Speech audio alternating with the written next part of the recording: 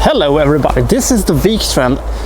When this movie that we're gonna talk about today, the Limehouse Golem, had gone on for about 19, 20, maybe 25 minutes, I was, taking everything they got, hook, line and sinker. I thought, if they keep up this, spoilers, they didn't, for, the rest of this movie. This is gonna be one of the best single movies released in the absolute bonkers good year of 2016.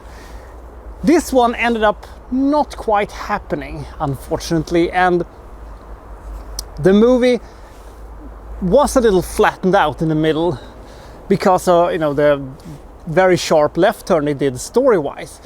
But I'm still going to say that if they would have maintained the pace and the ideas they had in the start of this movie, we would have been talking about this one in a plus 90 rating. It's not going to go quite that far, but this is still a really, really good movie. The movie of today is, of course, the Limehouse Golem.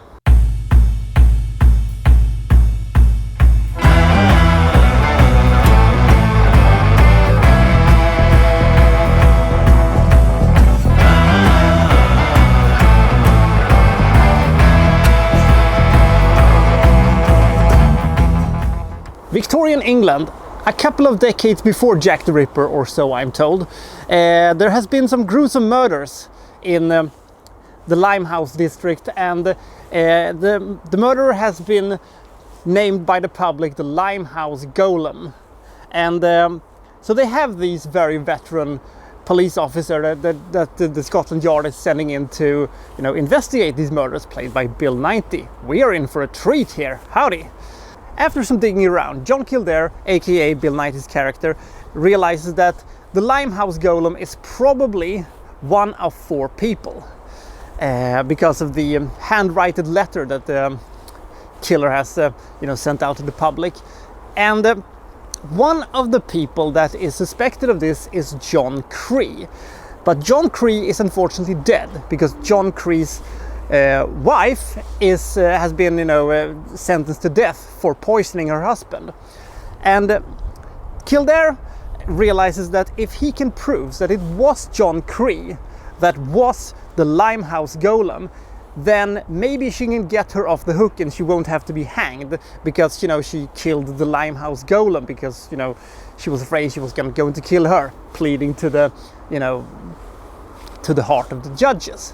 So we now see her story unravel, and this is where the movie takes a little bit of a left turn I wasn't too happy about, because up until then this movie had been basically like a Seven or a Zodiac or something like that, but in Victorian times. And I love Bill Nighy, and I thought that this movie felt like the proper From Hell. By the way, comparing this movie to From Hell, I think this is the stronger movie in the end. But I was so hooked when they had, been doing all these almost CSI-like things, or, like The Name of the Rose can also be dropped in as movies this movie kind of resembles.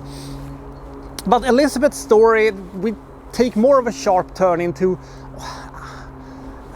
historical drama, almost like a Les Miserables kind of a thing, but without the singing, and it is misery. And because Elizabeth's story is a real sobber, because she was the daughter of an unmarried mother who is, by the way, a complete asshole, and by accident she comes across a variety show and she becomes a star, and then we have betrayals and jealousies, and she's marrying John Cree, and she aspires to be a up and coming actor and performing real for not for these variety fucks, but for for real theater people. And so we have all of that story. Now the story with John Cree and how it ties into the Limehouse Golem is eventually hooked into the plot again, but there is a considerable amount of time where we are not spending that much time of solving the mystery of who is the Limehouse Golem. And now, despite the Elizabeth story taking over from the Limehouse Golem investigation plot, is a bit tricky to, for me at least, to get through. they are able to make a pretty good recover from it, because of when you finally tie it back together with the Hunting of the Golem story, you then get what I would consider a pretty big twist. And now, it should be said that whenever I sit down to watch a movie, I've instantly become 10 years old and have never seen a movie in my entire life and never can see a single twist coming. So many people probably claim that, yeah, I knew that all along. I didn't, and I was very surprised about it, and I was very happy about it. And then came what I consider a very, very satisfying ending. But they had 3 minutes left on this movie, and I thought, what are we gonna do now? Movie's over. And then came the end ending, you could say, and the end ending was, well, it was something. And I was sitting there and thinking, I didn't see that one coming either. What the hell happened? This end ending doesn't affect the overall rating. I thought it was a little unnecessary or it raised a lot of questions that I had that other people maybe don't have, but it's probably explained somewhere, and it is probably, symbolistic of some kind, or maybe it is, hidden somewhere in the book that this movie is based on that I haven't read. I just realized that whenever I say that, that's almost every movie that I'm reviewing that is based on a book. I've never have read any books, and I've read tons of books, but just not these ones.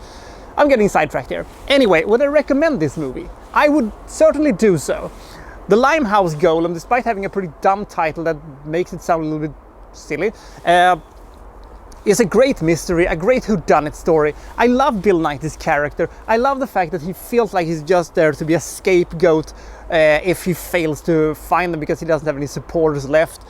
I have a soft spot for the Victorian London, grimy backstreets of London-esque stories, and this is just one of these really good ones. This is a very good thriller. It's a very good murder story. This is also a very good historical drama. It has some good characters, it has some great actors in it. There is a great collection of really nice characters in this one, but besides Bill Nighy, there isn't anybody else to really attach yourself to. There are some interesting characters, but no one can eclipse Bill Nighy in this movie. I'm giving this movie 81 points. It is a really good thriller, it's a really good mystery, even though it's a bit hampered by the fact that Elizabeth's story take up a little bit too much of screen time in my opinion, but that's just like your opinion, man, as the dude would say. So I'll see you next time from, well, so-and-so reviewing, well, such and such. Thank you for watching, thank you very much.